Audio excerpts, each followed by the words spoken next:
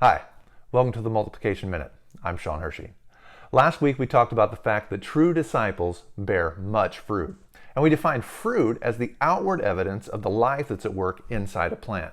This week we want to continue talking about how to bear much fruit. Now, talking about producing some kind of outward results can sometimes put us under pressure. But we need to remember that it's about pleasing the Master, and we want to make a difference in people's lives. But how does that happen? Now, in Ephesians chapter 3, Paul wrote that God can do exceeding abundantly beyond all that we ask or think. So his potential is unlimited. But he also continued saying it's according to the power that's at work in us. So how do we let that power work in us? In John chapter 15, where Jesus talked about producing much fruit, he said, "He is the vine and we are the branches." So this tells us that the power to produce much fruit does not come from us, but it comes from Jesus.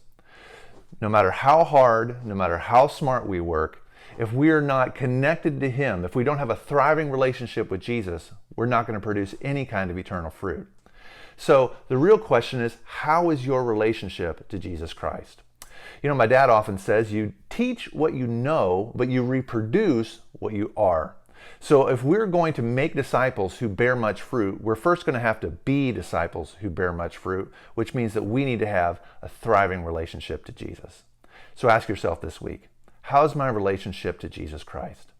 And how can I let more of His power work in me this week? For more application and scripture, check out the show notes at mxmin.org. Make sure to subscribe so you get the new episode each week, and we'd be thrilled if you'd share this with 2 of your friends. May God bless you as you multiply the kingdom wherever you are.